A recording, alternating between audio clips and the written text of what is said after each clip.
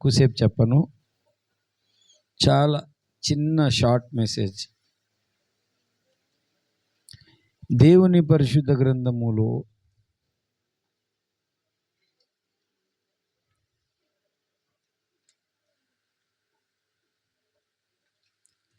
ఎఫెసీలకు రాసిన పత్రిక 1వ అధ్యాయం 17 నుంచి 19 వచనాలు చదవండి. ఎవరైనా చదివితే. మరియు మీ మనోనేత్రములు వెలిగింపబడినందున ఎట్టిదో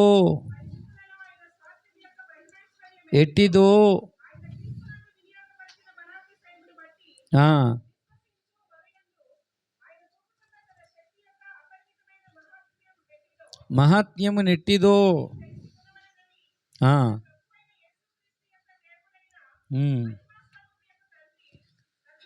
అందరూ చెప్పండి. తన్ను తెలుసుకొనవలెనని, తెలుసుకొనుటయందు మీకు జ్ఞానమును ప్రత్యక్షత గల మనస్సును మీకు అనుగ్రహించినట్లు నేను నా ప్రార్థనల యందు మిమ్మును గూర్చి విజ్ఞాపన చేయుచున్నాను.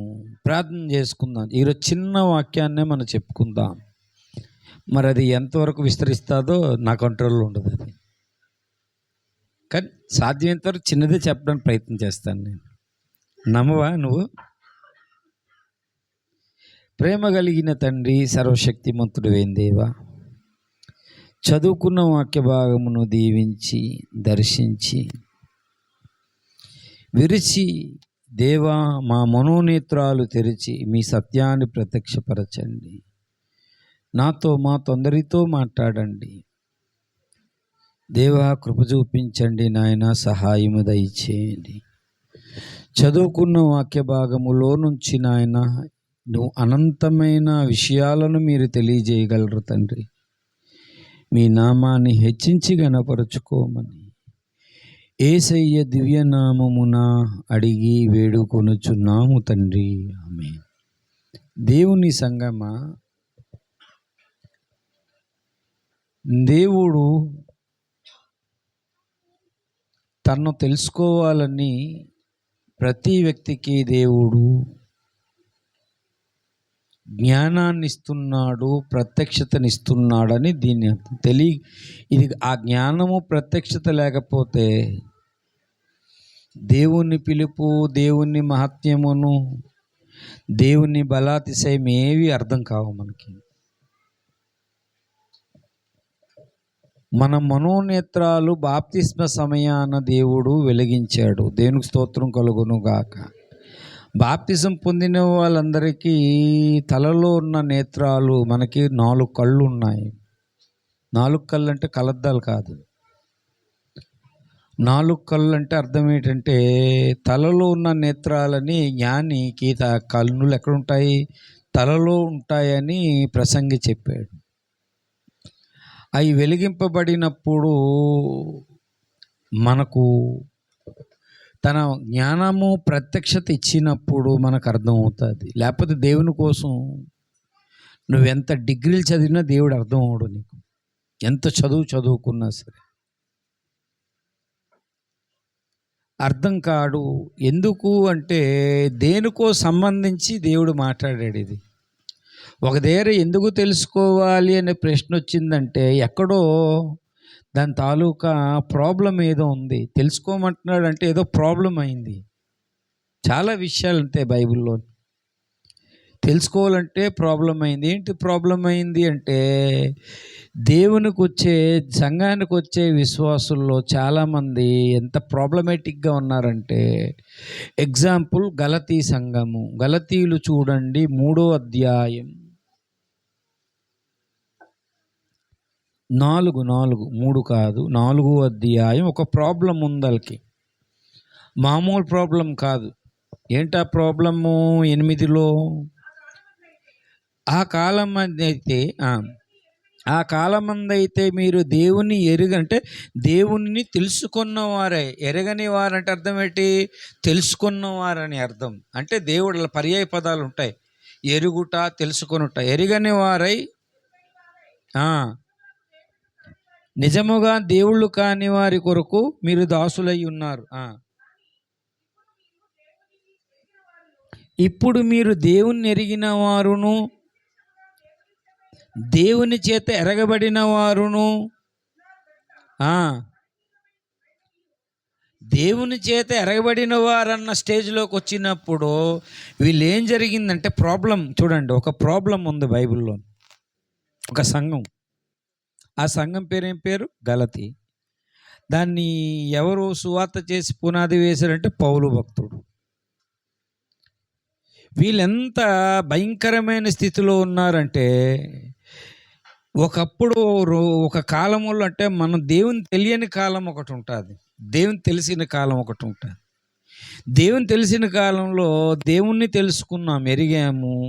దేవుని చేత ఎరగబడ్డా అంటే దేవునికి కూడా మనం అంటే ఏంటో తెలుసు.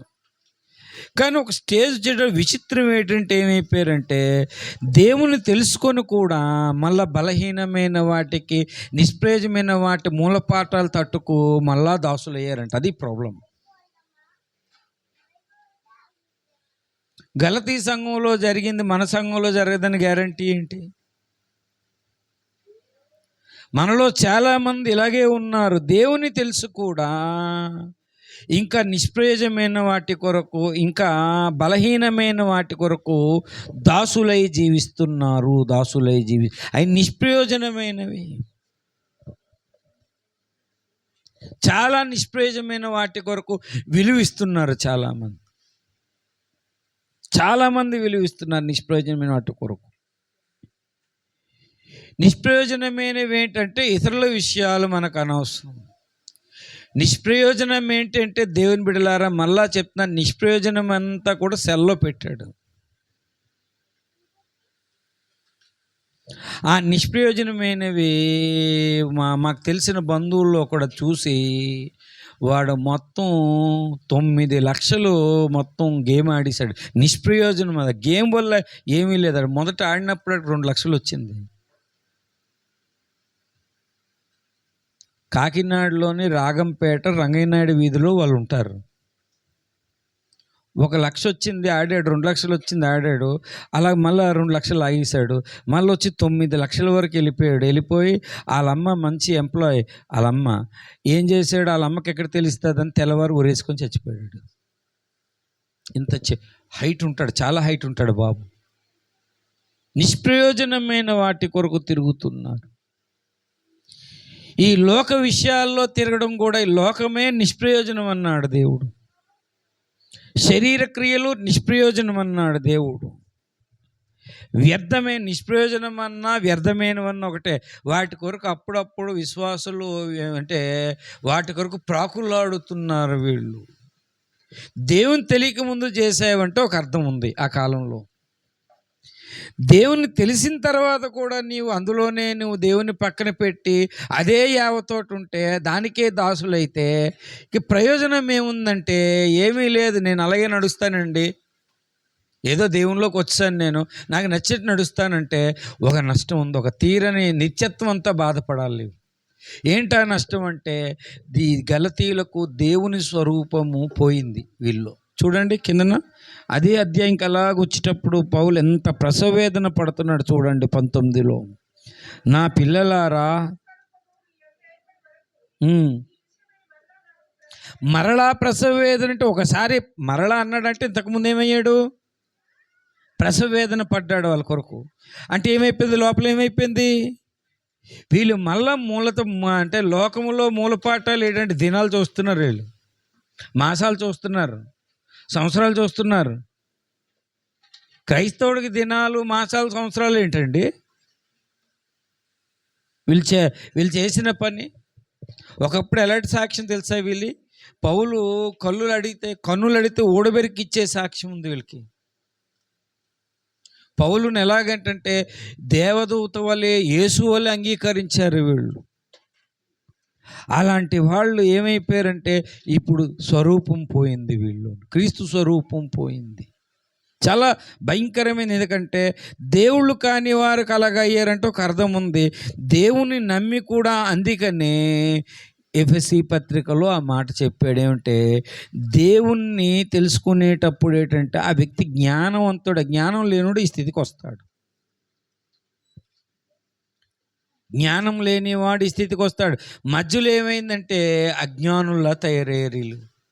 మళ్ళీ ధర్మశాస్త్రం కిందకి వెళ్ళారు, మళ్ళా శరీరానుసారంగా పరిపూర్ణులు అయ్యారు. సిలువ వేయబడిన క్రీస్తు ఏమి అదేం కాదని ఎవరో భ్రమ పెట్టారు. వీళ్ళు ఎంత దారుణమైన స్థితికి ఇది వెళ్ళిపోయారు వీళ్ళు. మనలో చాలామంది అప్పుడప్పుడు ఈ నెమ్మదిగా ఆ నిష్ప్రయోజనమైన వాటి కొరకు వెళ్తున్నారు, ఆ బలహీన వాటి కొరకు వెళ్తున్నారు. నష్టం ఏంటి అంటే సరదాకెళ్ళా కూడా క్రీస్తు స్వరూపం నీలో ఏర్పడింది ఒక్కసారే పోతుంది. ఒక స్త్రీ గర్భంలో పిండం ఏంటంటే స్రావం అయిపోయినట్టు దేవుని స్వరూపం నీలో పోతుంది. ఇన్ని రోజులు కష్టపడ్డావు నువ్వు, దేవుని సన్నిధానం ఆరాధన చేసావు, స్తుతించావు, లేఖనాలు చదివావు, ఉపవాస ప్రార్థన ఉన్నావు, అనేక రాత్రులు దేవుని కొరకు ప్రార్థన చేసావు, కానీ నీలో స్వరూపము వీళ్ళు పోయింది. దైవజనుడు, అయ్యో నేను ఏదైతే చేశానో నేను ప్రయాసపడ్డాను, అది నిష్ప్రయోజనం అయిపోయింది. మళ్ళీ వెనక్కి వెళ్తున్నారు వీళ్ళు, మళ్ళీ లోకంలో మూలపాఠాలకు వెళ్ళిపోతున్నారు వీళ్ళు. మళ్ళీ అవన్నీ కాదని చెప్పినప్పుడు వాటిలోకి వెళ్తున్నారు వీళ్ళని బాధపడ్డాడు. కాబట్టి కారణం ఏంటి అంటే వీళ్ళు మెయిన్ ఏంటంటే సరిగా దేవుణ్ణి తెలుసుకొనుటలో జ్ఞానవంతులే ఒకప్పుడు అజ్ఞానంలోకి వెళ్ళారు. అందుకే ఎఫెసీ పత్రికలో ఇక్కడ సమస్య ఉంది. కాబట్టి దేవుణ్ణి తెలుసుకోవాలి, దేవుని అంటే జ్ఞానం అనేది చాలా అవసరం. జ్ఞానం కలిగి దేవునిలో జీవించాలని దేవుడు కోరుకుంటున్నాడు. జ్ఞానము, ప్రత్యక్ష గల మనస్సును. ఎందుకంటే తెలుసుకొనుట యందు కాదండి, తెలుసుకొని వాటిని పాటించాలనే జ్ఞానం ఇచ్చాడు. దేవునికి స్తోత్రం, హల్లెలూయా. వెనక్కి ఎందుకు వెళ్ళారు అంటే జ్ఞానం లేకే వెళ్ళారని చెప్పాలా. జ్ఞానవంతులైతే అలా వెళ్ళరు. దేవుణ్ణి తెలుసుకొని, దేవుడంటే వీరికి తెలుసు. ఇప్పుడు అబ్రహాం ఎవరో దేవునికి తెలుసు, అలాగా వీళ్ళు ఎవరెవరో ప్రతి విశ్వాసి దేవునికి తెలుసు కూడా అలా ఎలాగెళ్ళిపోతారండి అని డౌట్ వచ్చింది. అంటే కారణం ఏంటంటే జ్ఞానము లేక. అందుకే ప్రత్యక్షత యందు ఏమన్నాడు, ఆ పక్క అధ్యాయంలోనే చెప్పాడు. ఎఫెసీ పత్రిక మొదటి అధ్యాయంలో చదువుకున్నాం. దేవుడు తెలుసుకున్న ఆ మహిమా స్వరూపి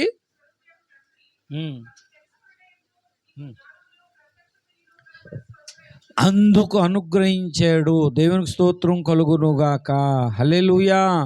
దేవుని తెలుసుకుంటే చాలదు, తెలుసుకున్న వాళ్ళు జ్ఞానవంతులై ఉండాలి. అది కాన్సెప్ట్. ఇది ఇప్పుడు తెలుసుకొని నేను ఇదంతా తప్పనని అనుకోండి, నేను యేసు ప్రభు లేడు, ఏమీ లేడు, సంఘము లేదు అన్నాను అనుకోండి, ఖచ్చితంగా జ్ఞానం లేని వాడే మాట్లాడతాడు. ఇదే పాస్టర్ గారు ఇన్ని రోజులు సువార్త చేశారు, ఇన్ని రోజులు దేవుని వాక్యం చెప్పారు, ఎన్నో మర్మాలు చెప్పారు, అంత చెప్పి ఇప్పుడు దేవుడు లేడంటున్నాడు. ఏంటంటే అర్థం ఏంటంటే జ్ఞానం లేనివాడు అలా మాట్లాడతాడు. పరిస్థితి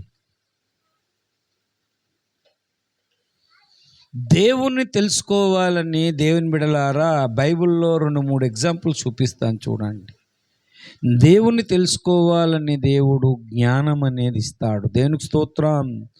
ఆయన ఎలాంటి వాడో తెలుసుకోవాలని జ్ఞానమును, ప్రత్యక్షత అంటే అర్థం ఏంటంటే రివల్యూషన్ అనేది ఇస్తాడు. రివల్యూషన్ అంటే విప్లవం, మార్పు. రివల్యూషన్ అంటే ప్రత్యక్షత అని అర్థం. దేవునికి స్తోత్రం. ప్రత్యక్షత ఎందుకంటే ఇది దేవుని నుంచి వచ్చిందా సైతాన్ నుంచి వచ్చిందా అనడానికి జ్ఞానం అవసరం. నాకు వచ్చింది ప్రత్యక్షత, ముందు దైవ జ్ఞానం ఉంటే ఈ ప్రత్యక్షత ఇది సైతాన్ నుంచి కాదు దేవుని నుంచి వచ్చిందని అర్థం. దేవునికి స్తోత్రం కలుగునుగాక. అంతేకాదు ఇక్కడ కూడికి పెట్టారు వీళ్ళంతా. రే చిన్నుడా, ఎందుకు అక్కడ కూర్చోమన్నాను నేను. ఇది కర్రేది వెళ్ళి దీక్ష కూర్చో.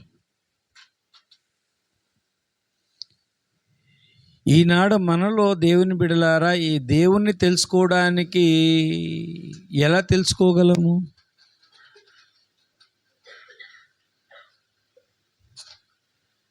మనుషులు సృష్టించిన దేవుడు ఉన్నాడు, మనుషులు సృష్టించిన దేవుడు ఇద్దరున్నారు. మనుషులు సృష్టించిన దేవుడు ఒకరున్నారు, దేవుడు సృష్టించిన మనుషులు ఉన్నారు. ఎలా తెలుసుకోగలం? ఈయన సృష్టికర్తని ఎలా తెలుసుకోగలము? ఈ భూమి మీద బైబిల్ అనేది రాయబడకపోతే ఎవ్వరికీ తెలియదండి దేవుని కోసం. దేవుడు ఉన్నాడంట నిరూపణ ఏంటంటే, ఈ భూమి మీద ఈ 66 గ్రంథాలు మనం చదివేస్తున్నాం, కానీ ఒకప్పుడు 5 గ్రంథాలే.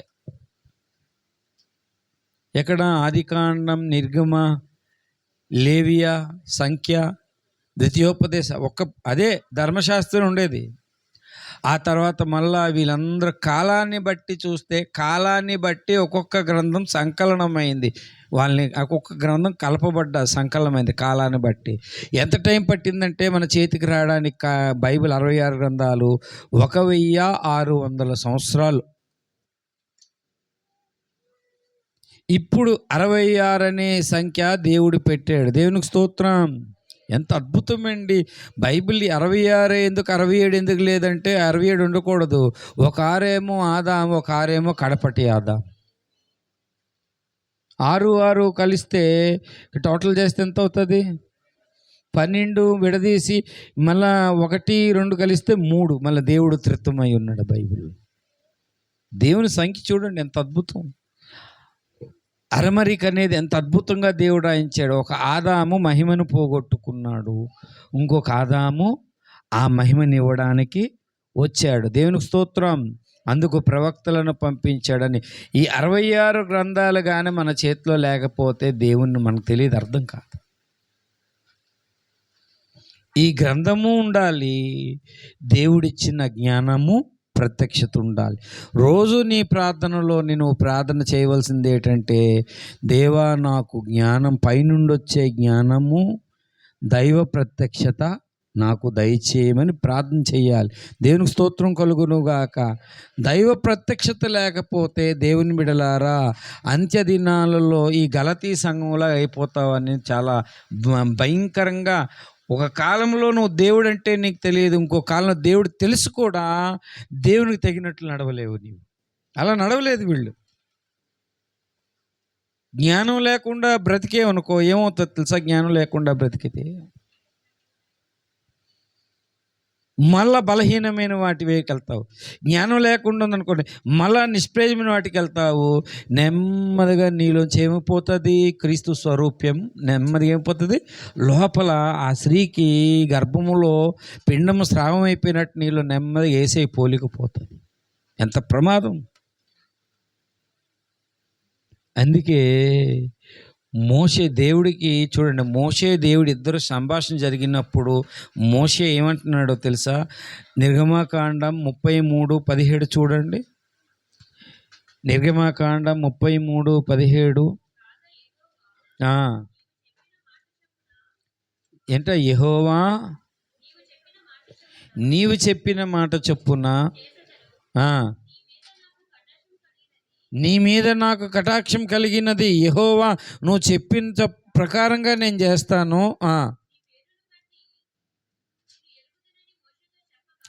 నీ పేరును బట్టి నిన్ను ఎరుగుదునని ఎవరు చెప్పారు? ఎవరెవరితో చెప్పారు? మోషే పేరేం పేరు? అర్థం ఏంటి? నీటిలో నుండి తీయబడిన వాడని నీ పేరును బట్టి నేను ఎరుగుదును అన్నాడు. అంతకుముందు నిర్గమాకాండం 3వ అధ్యాయంలో దేవుని పేరు తెలియజేశాడు తనకి. 3వ అధ్యాయం చూడండి. 3వ అధ్యాయము 13-14లో ఏమనుందో చూడండి.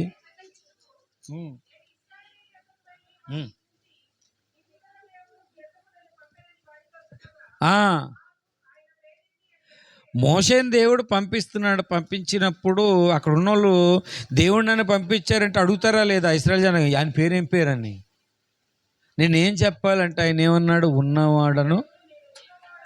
నేను ఉన్నవాడను అనువాడనై ఉన్నాను. దేవునికి స్తోత్రం కలుగునుగాక. హల్లెలూయా. మోషే పేరు దేవుడు తెలుసుకున్నాడు, దేవుని పేరు మోషే తెలుసుకున్నాడు. చూడండి, దేవునికి స్తోత్రం కలుగునుగాక. హల్లెలూయా. మన స్వభావం దేవునికి తెలుసు, దేవుని స్వభావం మనం తెలుసుకోవాలి. దేవుని పేరు కానీ తెలియకపోతే, ఎందుకు మోషే నీటిలో నుంచి తీయబడ్డాడని ఎందుకన్నాడు, పేరును బట్టి నేను ఎరుగుదు ఎందుకన్నాడంటే, మోషే ఒక మాట, ఇద్దరికీ అక్కడ జరుగుతుంది సంఘర్షణ. 14వ అధ్యాయంలోని అందుకాయన 33:14 వచనం.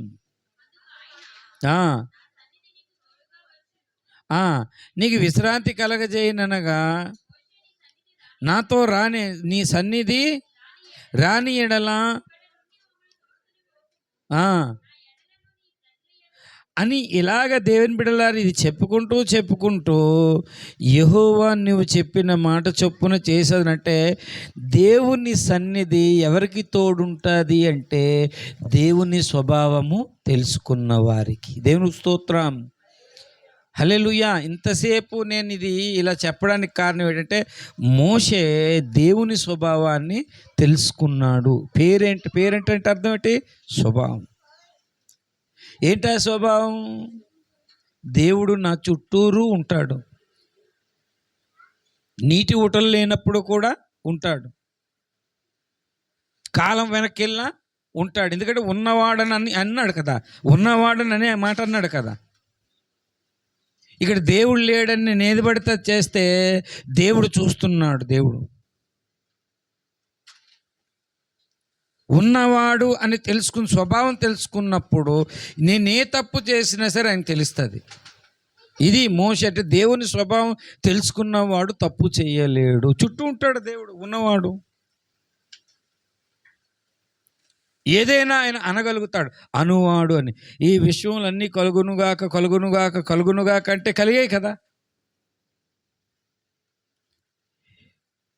ప్రప్రదంగా దేవుని బిడ్డలారు అంతవరకు వాళ్ళు బానిస బ్రతికింది వాళ్ళకి ఏంటంటే యెహోవా అని తెలుసు. ఆయన స్వభావాన్ని ఫస్ట్ ఏంటంటే దేవుడు మోషేకి బయలుపరిచాడు. మోషే ద్వారా అందరికీ తెలియజేయాలనుకున్నాడు. దేవునికి స్తోత్రం కలుగునుగాక. అది ఎంత అందును బట్టి మోషే దేవుని బట్టి అడిగి ఆయన సన్నిధిని మామూలుగా కాదు, స్నేహితుడు మాట్లాడినట్టు మోషేతో మాట్లాడాడు. అంతటితోటి మోషే ఒప్పుకోలేదు. ఏమనంటే, నా సన్నిధి నీకు వస్తుందంటే నువ్వు రాకపోతే నన్ను తీసుకెళ్ళదు ఇక్కడ అంటే. దీన్ని బట్టి 3వ అధ్యాయము 33:17 బట్టి చూస్తే మన స్వభావం దేవునికి తెలుసు. దేవుని స్వభావం ఎవరైతే తెలుసుకుంటారో వాళ్లకు దేవుని సన్నిధి ఉంటుంది. దేవుని స్వభావం తెలియకపోతే గలతీ సంఘంలా పడిపోయే ప్రమాదం ఉంది. ఇదొక అర్థం. దేవుణ్ణి ఎలాంటి వాడు అని తెలుసుకోవడానికి జ్ఞానము ప్రత్యక్షత లేకపోతే గలతీ సంఘంలాగా మళ్ళీ వెనక్కి వెళ్తాం. వెనక వాటి వదిలిసి వచ్చాం కదా, వాటికి దాసులు అవుతాం మనం. అసలు వాస్తవానికి చాలామంది, మొన్న ఒక ఆయన నాతో వాదన పెట్టాడు. ఏమనంటే, ఆ రోజు ఆదాము అవ్వ తప్పు చేసినప్పుడే కదా కళ్ళు తెరవబడ్డాయి, బట్టలు కట్టుకోవాలని తెలిసింది, సైతానే గ్రేట్ అని చెప్తున్నాడు. అసలు నువ్వు బైబిల్ బాగా చదివేవా? నువ్వు బైబిల్లో చూడండి, దేవుడు ఏం చెప్పాడు, మొదటి నుంచి ఏం చెప్పాడు. 3వ అధ్యాయం చూడండి. 3వ అధ్యాయం దయచేసి 4-5 వచనాల్లో ఏమంటుంది? సర్పం, ఆ సర్పము మీరు చావనే చావరు, ఏలయనగా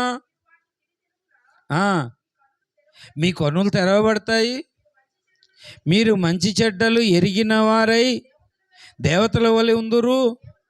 అమ్మ దేవునికంట చావనే చావరని అన్నాడు ఆ దేవుడు. ఏం చెప్పాడంటే 17 ఏమన్నాడు? 2:17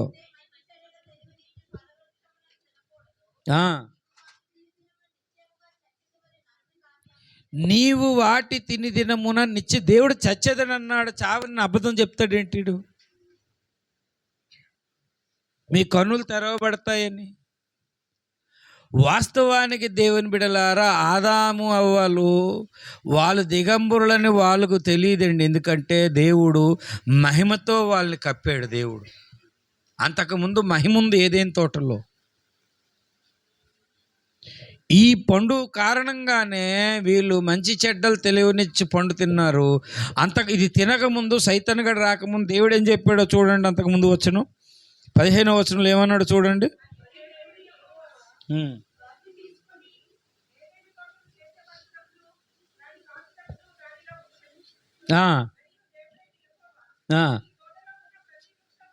ప్రతి వృక్ష ఫలమును నిరభ్యంతరముగా, అందులో జీవవృక్షం కూడా ఉన్నది, అది కూడా తినొచ్చు నువ్వు. కానీ నువ్వేం చేసావు? అబద్ధాన్ని నమ్మి ఏం తిన్నాము? పోనీ వచ్చిందా? పోనీ అంటే తెలిసాయి మంచి ఏది మంచి చెడ్డలు, మంచి తెలిసింది, చెడ్డ తెలిసింది. పోనీ మంచి ఏమైనా చేయగలుగుతున్నావా? చెడు ఏమైనా మానగలుగుతున్నావా? అదే జీవవృక్షంగాని తింటే, దేవుని బిడలారా, జీవవృక్షంగాని అందులో ఆ జీవవృక్ష ఫలములు తింటే ఒక టైం వచ్చినప్పుడు ఈ ఫలాలు ఇస్తాడు ఆదామవ్వకి. అప్పుడు జీవం లోపల ఉన్నప్పుడు, దేవుని బిడలారా, జీవం లోపల ఉన్నప్పుడు వీడు మంచి మానగలడు. చూడండి, మంచి చేయగలడు, చెడు మానగలడు. ఒక టైం అనేది. కానీ ఇది వదిలేసి దేవుడు వద్దన్న పని చేశారు. అర్థమైన వాళ్ళు దేని స్తోత్రం చెప్పండి. హల్లెలూయా. మనం ఈరోజు పాపం మనలో ఉంది అంటే మంచి చెడ్డ అనేది తెలుస్తుంది, కానీ మానలేకపోతున్నాం. యేసయ్య తన జీవవృక్షం అంటే ఎవరో కాదండి, ఈ భూమి మీద యేసయ్య జీవవృక్షం లాంటి వాడు. ఆయన ఏమన్నాడు? నా యందు విశ్వాసం ఉంచితే నేను మీకు జీవాన్ని ఇస్తాను. దేవునికి స్తోత్రం కలుగునుగాక. హల్లెలూయా. జీవం ఉన్నవాడు, దేవుని బిడలారా, దేవుని తెలుసుకొని జీవించగలుగుతాడు. అందుకు జీవం ఇచ్చాడు. వీళ్ళేం చేశారు? సైతానుగాడి మాట విని దేవతల్లాగా ఉంటారు, అది ఉంటారు, ఇది ఉంటారు అని చెప్పాడు. కానీ దేవతలు అయ్యారు? వాళ్ళు అయ్యారా? ఫస్ట్ అంతకుముందు భయం అనేది ఆదాంకి తెలియదు. ఫస్ట్ టైం ఎప్పుడైతే మంచి చెడ్డలు తెలియనిచ్చే ఫలం తిన్నాడో, ఫస్ట్ ఆదామా ఎక్కడున్నావు అంటే, ఇగో నేను భయపడి, భయం అనేది స్టార్ట్ అయింది. చూడండి, ఎప్పుడైతే మంచి చెడ్డలు వచ్చాయో మరుగ్గా ఉందాం, నా మంచి ఎవరికి తెలియకూడదు, నా చెడు ఎవరికి తెలియకూడదు అని చెప్పి మంచి అలాగా చేయలేళ్ళండి, చెడలాగా మానలేళ్ళండి. ఆ స్థితిని బట్టి ఆదాము ఆ స్త్రీ ఇచ్చిన ఫలములను బట్టి తినేశాడు కొన్ని. దాన్ని బట్టి ఫస్ట్ ఏం చేయడంటే, ఫస్ట్ నేను భయపడి దాగున్నాను. నువ్వు భయపడి, నీకు భయపడేవాడువా? నీకు ఎవరు చెప్పారు నీకు ఇదంతా అంటే, ఇగో ఈ స్త్రీ చెప్పింది. స్త్రీని అడిగితే ఎవరు చెప్పారు? సర్పం చెప్పాడు. అబద్ధం అంటే సర్పం ఏం చెప్పాడు? అబద్ధం చెప్పాడు. జీవవృక్షం తినొద్దన్నాడు దేవుడు. ఏదైతే వద్దంటున్నారో అదే చేయడానికి వెళ్ళారు, అది చేయించాడు సైతాన్. అందుకే ఈ శరీరములో కూడా పాప నియమం అంటే దేవుడు ఏదైతే వద్దంటారో అదే చేస్తారు మనుషులు. అందుకే దేవుడు రాయించాడు, ఆజ్ఞాతిక్రమము పాపము అనేది రాయించాడు దేవుడు. జీవవృక్ష ఫలం తిన్నవాడు మంచి చేయగలడు, చెడు మానగలడు. అందుకే యేసయ్య మరలా వచ్చి ఆ జీవాన్ని మనకి ఇచ్చాడు. దేవునికి స్తోత్రం. అందుకే అన్నాడు, జీవమును పునరుత్థానమును నేనే, నా యందు విశ్వాసం ఉంచినవాడు చనిపోడు అని. ఎంత అద్భుతంగా ఆ జీవవృక్షం మరలా యేసయ్య భూమి మీదకి వచ్చాడు. ఒక వ్యక్తి దేవుని బిడలారా మళ్ళా మూలపాఠాలకు వెళ్తున్నాడంటే జీవంలోకి వెళ్తాడు. ఇది ఇంతసేపు చెప్పింది ఏంటంటే, ఒక వ్యక్తి ఏం లేకెళ్తాడు? జీవం లేక వెనక్కి వెళ్తాడు. ఒక వ్యక్తి ఏమో దేవుని బిడలారా జ్ఞానం లేక వెనక్కి వెళ్తారు. మళ్ళీ గలతీ సంఘంలాగా ఒక వ్యక్తి దేవుని స్వభావం తెలియకుండా వాడు మళ్ళీ వెనక్కి వెళ్ళే ప్రమాదం ఉంది. ఇలాగా చాలా విషయాలు బైబిల్లో రాయబడి ఉన్నాయి. దేవునికి స్తోత్రం కలుగునుగాక. దేవుడు అంతేకాదు, ఈ భూమి మీద అన్నిటిని తట్టుకునే బలం పొందాలంటే దేవుణ్ణి తెలుసుకోవాలి. దానియేలు గ్రంథము 11:32. దానియేలు గ్రంథము 11:32. దానియేలు గ్రంథములో 11:32.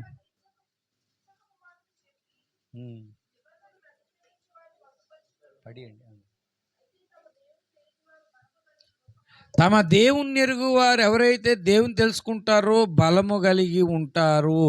దేవుని తెలుసుకున్నప్పుడు బలము కలిగి ఉన్నాడు, వెనక్కి వెళ్ళగలుగుతాడండి. మరి గలతీయులు ఎలాగ వెనక్కి వెళ్ళారు బలహీనమైన వాటికి అంటే? కారణము బలము లేని వాళ్ళు వెనక్కి వెళ్తారు, బలమున్న వాళ్ళు వెనక్కి వెళ్ళరు. వీళ్ళు ఏదో ఒక దుష్టశక్తి అని 5వ అధ్యాయంలో రాశాడు. ఈ ప్రేరేపణ మీకు ఎలా కలిగింది అంటే, దుష్టుడు ఏదేని తోటలో ఆదామవ్వని ఎలాగైతే పాడు చేశారో ఈ గలతీ సంఘాన్ని కూడా అంతే పాడు చేసి చెడు ప్రేరేపణలు ఇచ్చాడు వీళ్ళకి. నువ్వు దేవుణ్ణి తెలుసుకున్నావు, మంచిదే. దేవుని చేత ఎరగబడ్డాడు, నెమ్మదిగా మళ్ళీ పాపంలోకి తీసుకెళ్ళాడు. పాపంలోకి ఎవరు వెళ్తారంటే బలం లేనోడు వెళ్తాడు, జ్ఞానం లేనోడు వెళ్తాడు, జీవం లేనోడు వెళ్తాడు. దేవుని స్వభావం తెలిసి దేవుని సన్నిధి తోడుగా ఉన్నవాడు మళ్ళీ వెనక్కి వెళ్ళడానికి అవకాశం లేదు. ఈ మాటలు అబద్ధం అయిపోతాయి బైబిల్లో రాసినవి. ఇంకా లోతైన సత్యం ఒకటి చెప్పాడు, అన్నీ తెలుసుకొనుటలోనే రాయబడి ఉంది. ఇంకా ఏమన్నాడంటే, దేవుని బిడలారా దయచేసి చూడండి, 1 కొరింథీ పత్రిక 8వ అధ్యాయము, 1 కొరింథీ పత్రిక 8వ అధ్యాయము 2వ వచనం. ఒకడు తెలియననుకొని ఉంటే తాను తెలుసుకోవలసినట్టి ఇంకా ఏమీ తెలుసుకోలేనట్టు కాదు. నాకు అన్నీ తెలుసు అనుకుంటే ఏమీ తెలియదు ఇంకా. అందరు చెప్పండి, ఒకడు దేవుణ్ణి ప్రేమించిన ఎడల వాడు దేవునికి ఎరికైన వాడు, అంటే దేవునికి తెలిసిన వాడని అర్థం. నువ్వు నిజంగా దేవుని ప్రేమిస్తే, దేవుని నువ్వు ప్రేమిస్తే నువ్వు పాత జీవితానికి ఎలాగెళ్తావు? నువ్వు ఇంకా బలహీనమైన వాటిలో ఎలా బ్రతుకుతావు? నువ్వు నిజంగా దేవుని ప్రేమిస్తే. యెహోవాను ప్రేమించు వారు ఏం చేస్తారంట? దావీదు చెప్పాడు చూడండి, దావీదు 97వ కీర్తన 10వ వచనములో చెప్పాడు. ఏమని చెప్పాడు? 97వ కీర్తన, యెహోవాను ప్రేమించు వారులారా చెడుతనాన్ని అసహించుకుంటారు, మళ్ళా వెనక్కి వెళ్ళగలుగుతారు. యెహోవాను ప్రేమించు వారులారా, యెహోవాను ప్రేమించులారా. మళ్ళా వీళ్ళు వెనక్కి వెళ్ళడానికి కారణం ఏమిటి అంటే, వెనక్కి వెళ్ళడానికి కారణం ఏంటంటే వీళ్ళు చెడుతనం అంటే కారణం దేవుని ప్రేమించలేదండి. దేవుని ప్రేమించిన వాడు వెనక్కి వెళ్ళాడండి. దేవుని ప్రేమించిన వాడు పాపం చేయలేడు. దేవుని ప్రేమించిన వాడు, దేవుని బిడలారా, నిజంగా దేవుని ప్రేమించేవాడు అబద్ధాలు మాట్లాడలేడు. దేవుని ప్రేమించిన వాడు. ఈనాడు చాలామంది దేవుని బిడలారా దేవుణ్ణి ప్రేమించలేదు. అందుకనే దేవుని ప్రేమించిన వారికి దేవుడు కొన్ని సిద్ధపరిచాడు. అది కంట్లో కనిపించదు, చెవికి వినిపించదు, హృదయానికి గోచరము కాదు. దేవునికి స్తోత్రం. ఒకడు దేవుని ప్రేమించిన ఎడల, అంటే ఇతడు నన్ను ప్రేమించాడు కాబట్టి అతడు దేవునికి ఎరికైన వాడే. దేవునికి స్తోత్రం. హల్లెలూయా. ఇప్పుడు గలతీ సంఘం ఈ కోణంలో చూస్తే నిజంగా దేవుని ప్రేమిస్తే వెనక్కి వెళ్ళగలుగుతారు వాళ్ళు. దేవుని తెలుసుకొని వెనక్కి వెళ్ళగలుగుతారు వాళ్ళు. దేవుడు సరదాగా ఇవ్వలేదు, ఏమిచ్చాడు? దేవుడు జీవం ఇచ్చాడు, ఇప్పుడు చెప్పిన లేఖనాల ప్రకారం. రెండోది ఏమిచ్చాడు? దేవుడు జ్ఞానం ఇచ్చాడు. దేవుడు ఏమిచ్చాడు? బలం ఇచ్చాడు. దేవుడు ఏమిచ్చాడు? తన స్వభావాన్ని తెలియజేశాడు. ఎందుకు తెలియజేశాడంటే ఆ స్వభావం తెలుసుకున్నవాడు దేవుని సన్నిధి ఏమవుతుంది? తోడుగా వస్తా. దేవుని స్తోత్రం. దేవుని సన్నిధి అంటే అర్థం ఏంటంటే దేవుని ఏలుబడి. ఇశ్రాయేలీలకు దేవుని సన్నిధి, సీనాయి కొండ మీద ఉన్న సన్నిధి ఎలాగొచ్చిందంటే వాళ్ళు నిజంగా ఎంత ధన్యులండి. రాత్రేమో దేవుని సన్నిధి ఏమైందంటే అగ్నిస్తంభంలాగా ఉంది, పగలు అంటే ఎండ పడకుండా మేఘస్తంభంలాగా ఉంది, రాత్రి ఏమో వెన్నెల దెబ్బ తగలకుండా అగ్నిస్తంభంలాగా ఉంది. దేవుని సన్నిధానాలలో ఉన్నారు కాబట్టి బట్ట ఏమో లేదండి, మాయ లేదు, చెప్పులేమో అరగలేదు. ఎంత గొప్ప దేవుని సన్నిధిని అలా అనుభవించారండి. దేవునికి స్తోత్రం కలుగును గాక. మోషే చాలా జ్ఞానవంతుడు, దేవుని సన్నిధి కావాలన్నాడు, ఆ సన్నిధితో జనంగా నడిపించాడు. లేకపోతే ఇటు తిరుగుబాటుగా లోబడనోళ్ళని ప్రజలు వీళ్ళు 41 రోజు కాదు 40 సంవత్సరాలు బట్ట అంట మాయలేదంట. వాళ్ళు కట్టుకున్న బట్ట ఏం లేదంట, మనం కట్టుకున్న బట్టలు. ఎందుకు ఎండాకాలం సరిగ్గా ఎండ వేస్తే ఏమైపోద్ది, మొత్తం మాసిపోద్ది. అలాగ ఒక సంవత్సరానికి ఏమైపోతాయి, చిరిగిపోతాయి. 40 సంవత్సరాలు వేసుకున్న బట్టలు చిరగలేదండి. అంటే దేవుని సన్నిధిని ఎంత గొప్ప అనుభవించారో చూడండి, ఆలోచిస్తే. చెప్పులేమో అసలు ఎన్ని సంవత్సరాలు వస్తాయి చెప్పులు? 1 ఇయర్ వస్తాయా? 2 సంవత్సరాలు? మనలో నాలాంటి జాగ్రత్త పరుడైతే 2 సంవత్సరాలు వస్తాయి. చాలా జాగ్రత్తగా వాడుకుంటాను నేను. ఎన్ని సంవత్సరాలు వస్తాయి? 2 సంవత్సరాలు 3 సంవత్సరాలు వస్తాయి. 40 సంవత్సరాలు రావడం ఏంటండి, చెప్పు అరిగిపోవడం. దేవుడు ఏదైనా చేయగలడని తెలుసుకున్నవాడు వెనక్కి వెళ్ళాడండి. అసలు మన్నా కోసం మాట్లాడినప్పుడు ఒక మంచి మాట ఉంటుంది చూడండి. నా బైబిల్ స్టడీలో నేను పెట్టుకున్నాను మన్నా కోసం. దేవుడు ఏదైనా చేయగలడని మన్నా దగ్గర చూడండి, 16వ అధ్యాయాన్ని చూడండి. నిర్గమకాండం 16లో మన్నాను గురించి రాయబడి ఉంటుంది. 16వ అధ్యాయములో చూస్తే మన్నా గూర్చి మాట్లాడతాడు. ఏమంటాడంటే చూడండి, మన్నాను గూర్చి 6వ వచనం చూడండి. ఆ ఆ ఆ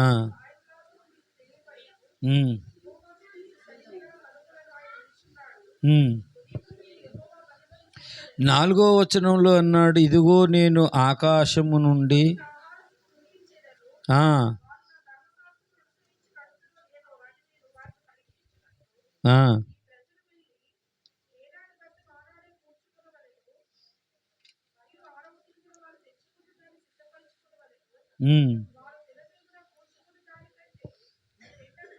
ఈ మన్నా ద్వారా వీళ్ళకి ఒక పాఠం నేర్పిస్తుంది. నన్ను తెలుసుకుంటారనే మాట ఉంటుంది.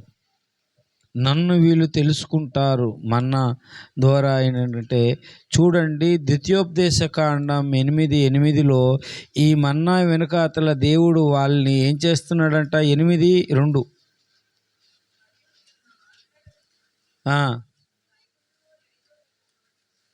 నా ఆజ్ఞలను గైకుంటారో లేదో వారు శోధించి ఏంటమ్మా, హృదయంలో ఉన్నది తెలుసుకొనుటకు నిన్ను అణుచు నిమిత్తము 60లో ఈ 40 సంవత్సరములు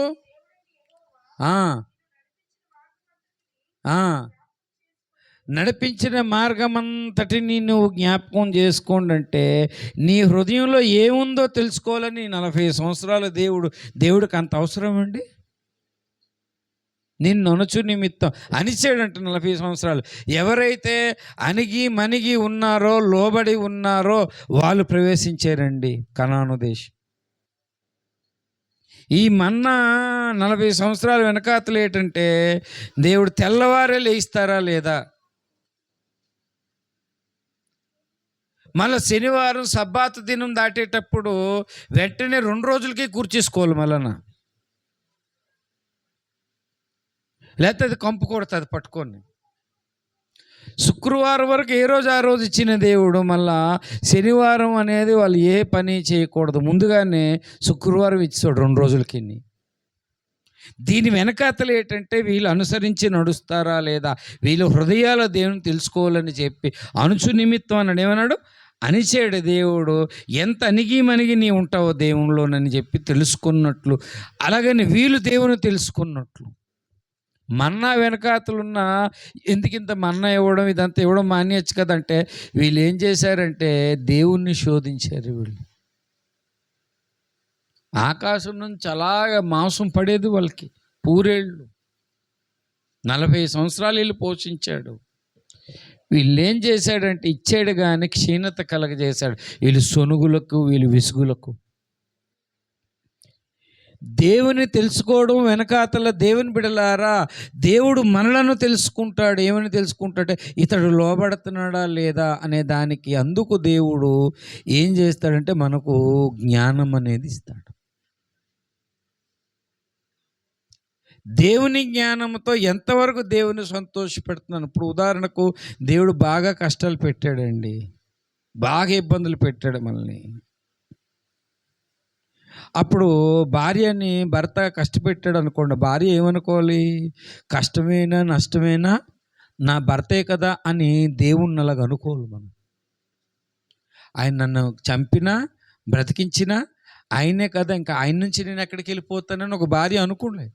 కానీ ఈరోజు భార్యలు ఏంటంటే విడాకులు తీసుకొని వేరేకి వెళ్ళిపోతాను, అసలు ఉండను చేయను అనే భార్యలు ఎక్కువ మంది ఉన్నారు, చాలామంది.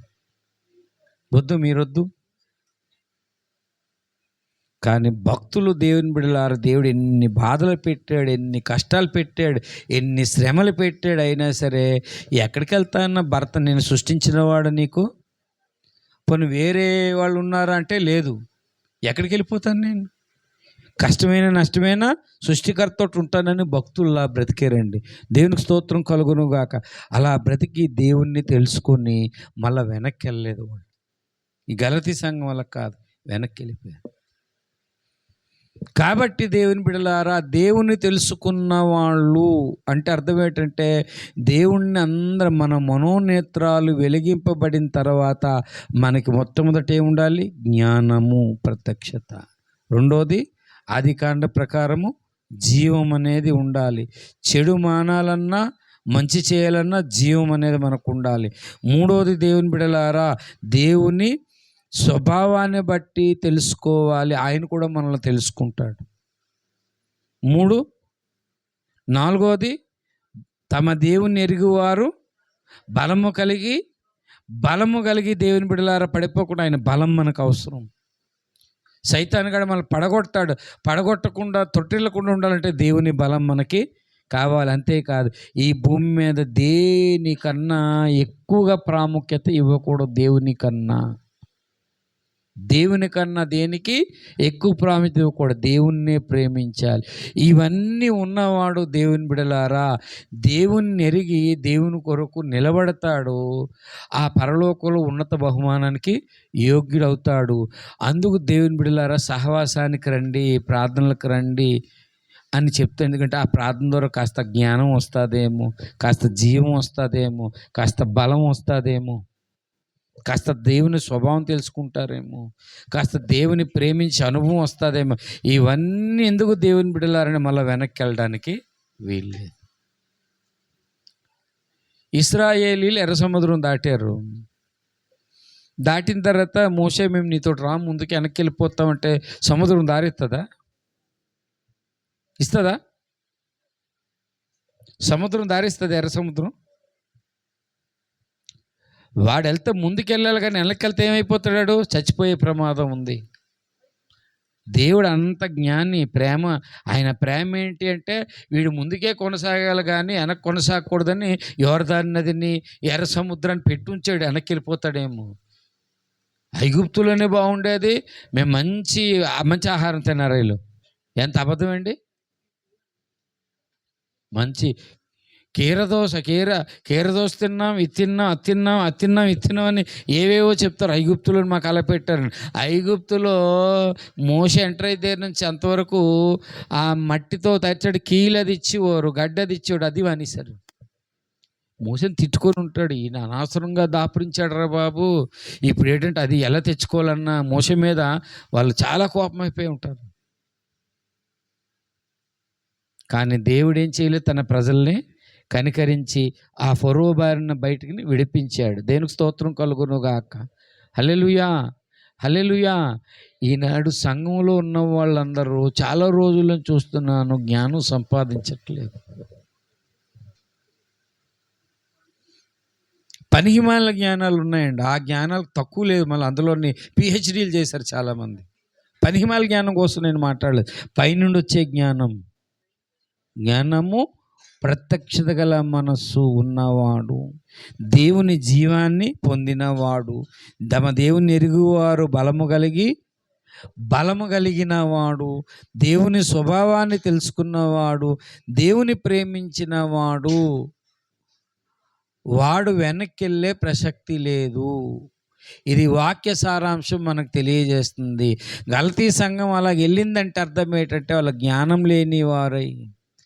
ఎందుకు అలాగ అవ్వడానికి కారణం ఏంటంటే ఈ ప్రేరేపణ మిమ్మును పిలిచిన వాని యందు బాగా పరిగెట్టే వాళ్ళు ఏమైపోయారు? వాళ్ళు బాగా పరిగెట్టిన వారు ఏమైపోయారు? మళ్ళా పడిపోయారు. మీరు ఎందుకు అవిధేయులయ్యారు? మీరు 4లో చెప్పాడు, 5లో చెప్పాడు. ఆత్మానుసారంగా ఆరంభించి ఇది ఎందులోకి వెళ్ళిపోయారు? శరీరానుసారంగా పరిపూర్ణులైపోయారు. నేటి సమాజం ఎలాగుందంటే గలతీ సంఘం లాగుంది. దేవుని తెలుసుకోకముందు అలాగే ఉన్నారు, దేవుని తెలుసుకున్న తర్వాత కూడా దేవునికి వెళ్ళి సంబంధం లేదు. బాప్తిజం పొందారు కానీ ఈ దేవునికి వెళ్ళి సంబంధం లేదు. సంబంధం ఎప్పుడు వస్తుందంటే ఆదివారం వచ్చేస్తుంది సంబంధం. ఈనాడు చాలామంది దేవుని బిడ్డలు సంబంధం లేకుండా బ్రతుకుతున్నారు, దేవునితో సంబంధం లేకుండా బ్రతుకుతున్నారు. కారణం ఏంటంటే వీళ్ళకి బలం లేకుండా, బలమైనా లేకుండా ఉండాలి, జ్ఞానమైనా వాళ్ళకి లేదు. వాళ్ళు ఎలా తయారవడానికి కారణం జ్ఞానం లేని వారే, బలము లేని వారే, జీవం లేని వారై అలా తయారయ్యారు. దేవునికి సంబంధం లేకుండా బ్రతుకుతున్నారు. గలతీ సంఘంలో జరిగిందే మన సంఘాలలో జరుగుతుంది. జాగ్రత్త. ఈరోజు కరుణాపీఠాన్ని సమీపించే ముందు ఒక్కసారి మనం ఆలోచిద్దాం, పరీక్షించుకుందాం. మనం దేవుని స్వభావాన్ని దేవుని బిడ్డలారా మోషేకి ఎందుకు తెలియజేశాడంటే, నేను ఎక్కడైనా ఉంటాను, నేను నీ పక్షం ఏది కావాలో అది అంటాను, నేను అనువాడనని. అంత స్వభావం కలిగిన వాడు మళ్ళీ వెనక్కి వెళ్ళే ప్రమాదం లేదు. అందుకే మోషే ఈ అనుభవం ఉంది కాబట్టే మోషే ఇల్లంతటిలో నమ్మకంగా ఉన్నాడు. దేవునికి స్తోత్రం కలుగునుగాక. ఎందుకంటే నా చుట్టూరు దేవుడు ఉన్నవాడు ఎక్కడైనా ఉంటాడు. ఆయన నీటి ఊటలు లేనప్పటి నుంచి ఉన్నవాడు, పర్వతం లేనప్పటి నుంచి ఉన్నాడు. దేవునికి స్తోత్రం. పర్వతములు పుట్టక మునుపు, లోకము పునాది లేనప్పుడు దేవుడు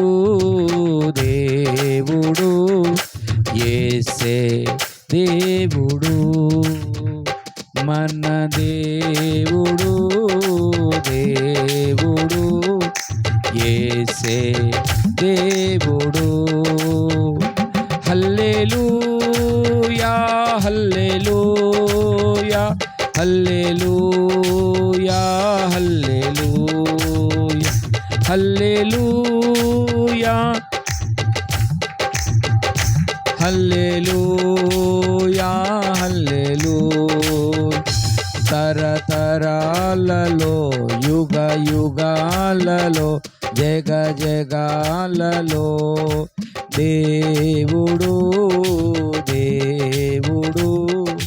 యేసే దేవుడు, మన దేవుడు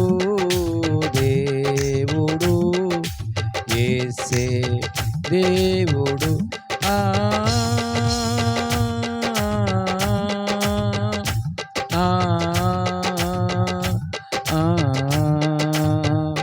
హల్లెలూయా హల్లెలూయా హల్లెలూయా హల్లెలూయా. బలము లేనివాడు వెనక్కెళ్ళే ప్రమాదం ఉంది, జ్ఞానం లేనివాడు వెనక్కెళ్ళే ప్రమాదం ఉంది, జీవం లేనివాడు వెనక్కెళ్ళే ప్రమాదం ఉంది.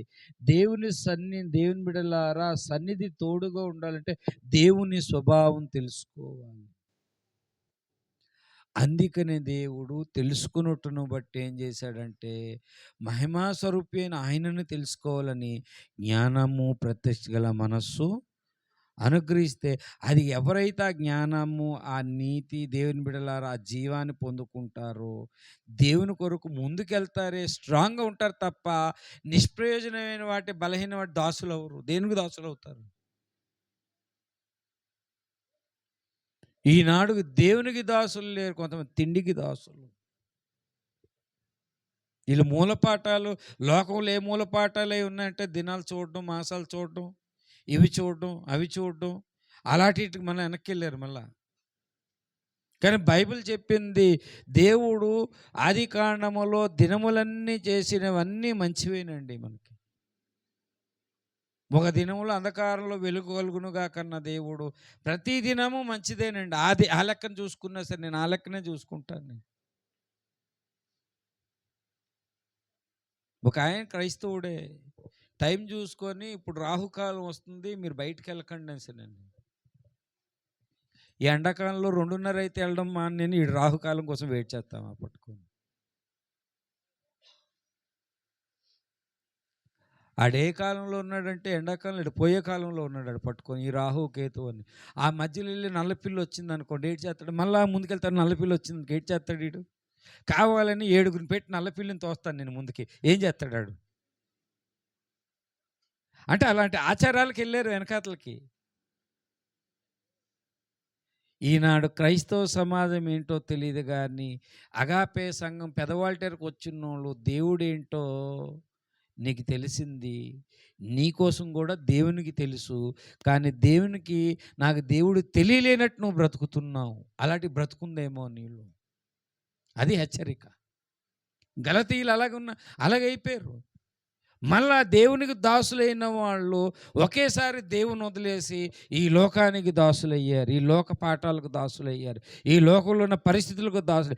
కారణం ఏంటి అంటే, మీరు అడుగుతారని చెప్పాను ఇంతవరకు. కారణం ఏంటి అంటే, వీళ్ళు దేవుని జీవాన్ని పొందుకొని ఉంటే నిజంగా వెనక్కెళ్ళే అవకాశం లేదు. దేవుని జ్ఞానం పొందుకున్న అవకాశం లేదు. దేవుని బలం, ఎందుకంటే జ్ఞానం మొదట ఎందుకు చెప్పాం? జ్ఞానం అంటే దేవుని సన్నిధా కాదా, ఇది దేవుని ఇచ్చిన జీవమా కాదని మొదట జ్ఞానం అనేది అవసరం. దేవునికి స్తోత్రం. అందుకే ఎఫెసీ పత్రిక చదివించాను. జ్ఞానం ఎందుకు అవసరము అంటే, వచ్చే ప్రత్యక్షత కూడా ఇది దేవుని నుంచి వచ్చింది. ఎక్కడి నుంచి వచ్చింది? పైనుండి వచ్చే జ్ఞానం. ఈ జీవం వచ్చిందంటే ఏ జీవం అంటే దేవుడిచ్చిన జీవం. సైతాన్ కూడా అప్పుడప్పుడు ఆడు కూడా కార్యాలు చేస్తాడండి. ఐగుప్తులో వాడు కూడా కర్ర కిందకేసి ఏం చేశారు? ఈ మధ్యన ఆర్టిఫిషియల్ ఇంటెలిజెన్స్ వచ్చేసి, మొన్న నేను చూసాను ఎంత నీట్‌గా తయారు చేశాడు. మోషేలో కర్ర వేస్తే చాలా పెద్ద సర్పంగా తయారు చేశాడు. ఆర్టిఫిషియల్ ఇంటెలిజెన్స్‌తో.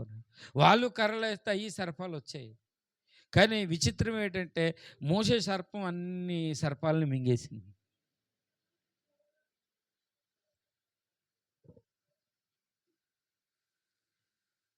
అంటే వాళ్ళు కూడా అన్నీ చేయగలరు. నీకు వచ్చిన జీవం ఏంటి? నీకు నువ్వే ఉద్రేకపడిపోతున్నావా? పరిశుద్ధాత్మ దేవుడు శక్తినిస్తున్నాడా నీకు?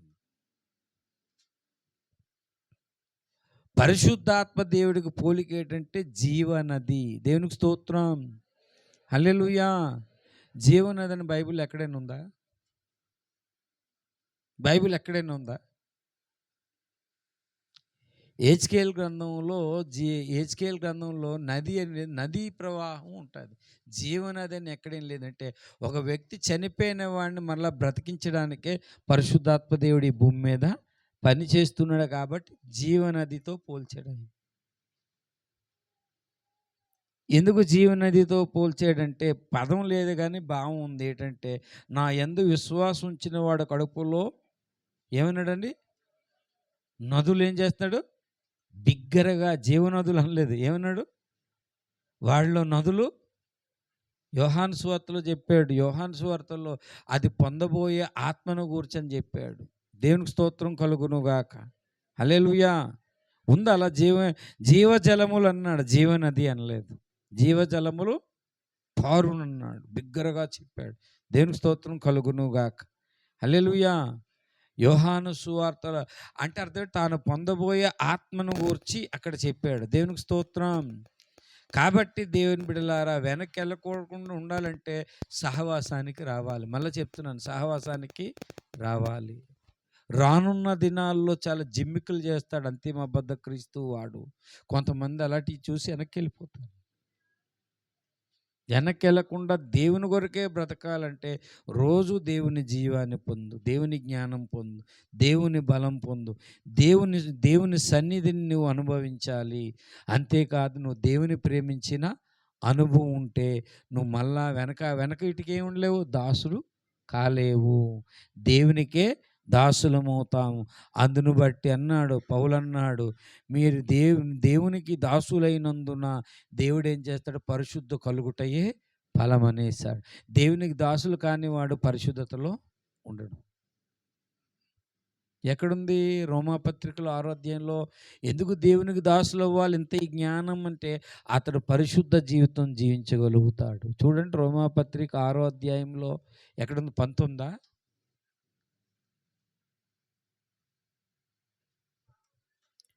పాపము నుండి విమోచింపబడి నీతికి దాసులైతిరా. ఎందుకు? దేవునికి స్తోత్రం. నీతికి దాసులైతిరా అన్నాడు. కందనేమంటాడు?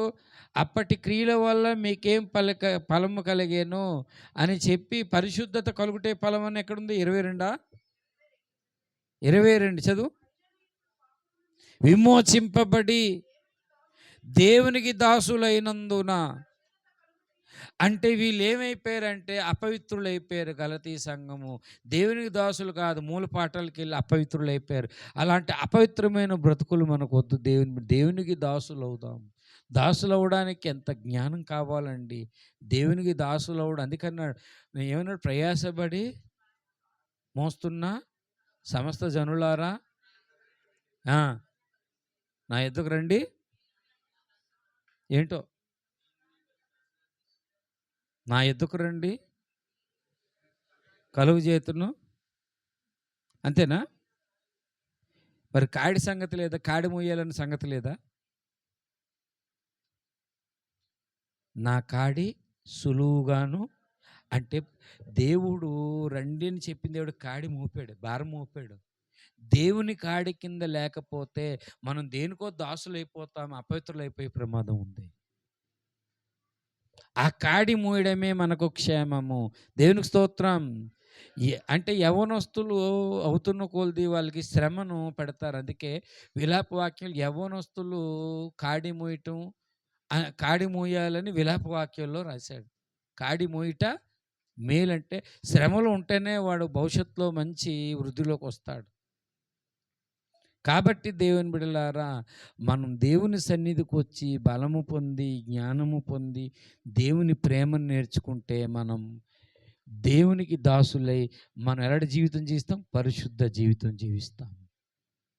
లేదు మా ఆదివారం మాత్రమే వస్తాం, మేము ఎంత చెప్పినా సరే మా పనుల మీద ఉంటాం, మా వ్యవహారం మీద ఉంటాం, ఏ ప్రార్థనకు రామనుకుంటే ఒకరోజు అపవిత్రమైన జీవితంలోకి వెళ్ళిపోయి ప్రమాదం ఉందని దేవుడు హెచ్చరిస్తున్నాడు. సహవాసానికి ఎందుకు రావాలంటే సహవాసం ద్వారా జ్ఞానము, సహవాసం ద్వారా బలము, సహవాసం ద్వారా జీవము, దేవుని స్వభావము, దేవుని ప్రేమించుట. ఖచ్చితంగా ఇవన్నీ మనలో నెరవేరాయంటే దేవుని బిడలారా, మనము దేవునికి దాసులైపోతాం. దేవుడికి దాసులైన వాడు పరిశుద్ధ జీవితం కలిగి ఉంటారు. పరిశుద్ధత ఎక్కడుందో అక్కడ అద్భుతాలు జరుగుతాయి. గుర్తుపెట్టుకోండి, అద్భుతాలు ఎక్కడ జరుగుతాయంటే యెహోషువలో చెప్పాడు, మిమ్మల్ని మీరు పరిశుద్ధపరచుకోండి, దేవుడు అద్భుతములు చేయబోతున్నాడు. దేవునికి స్తోత్రం. హల్లెలూయా. కాబట్టి ప్రభురాత్రి భోజనం ముందు ఒక్కసారి పరీక్షించుకొని, గలతీ సంఘంలాగా మనుషులకు దాసులయ్యామా, తిండికి దాసులయ్యామా, శరీరానికి దాసులయ్యామా? ఎవరికి దాసులయ్యామా? మనం ఇద్దరు యజమానులకి చూడండి, ఇద్దరు యజమానులు ఉంటారు దాసుడికి అని. ఎందుకన్నాడంటే కొంతమంది దేవుణ్ణి ప్రేమిస్తాడంటే సిరిని ప్రేమిస్తాడు. ఎలాగవుతుంది? ఆ మాటే దేవదాసయ్య గారు, ఆ మాటే నేను అంటే నేను కనకాన్ని కానీ ఏమన్నాడు? కనకాన్ని కానీ కాంతం కానీ నేను ప్రేమించాను. డబ్బులు పట్టుకోలేదు, తీసుకోలేదు, ముట్టుకోలేదంట. ఇలాగా స్త్రీని కూడా ముట్టుకోలేదంట. ఎంత ధన్యుడండి దేవదాసయ్య గారు, స్త్రీని ముట్టుకోలేనందుక. కాబట్టి ఆ అనుగ్రహం దేవుడిచ్చాడు. కాబట్టి ఎంత దేవుని సన్నిధిని అనుభవించాడు. మనకు అలాగేం లేదు. మనకు దేవుని చిత్తంలో పెళ్ళిళ్ళై ఉన్నాయి కాబట్టి, ఇలాగే ఈ కాడి మోస్తూ, ఈ జీవితం అనే కాడి పిల్లలు మోస్తూ దేవునికి దాసులై పరిశుద్ధత కలుగుదాం. పరిశుద్ధ జీవితం జీవించి అద్భుతాలను మనం పొందుకుందాం. ప్రభువు కృప మనకు సహాయం చేయునుగాక. ఆమేన్. రండి మనలను మనం పరీక్ష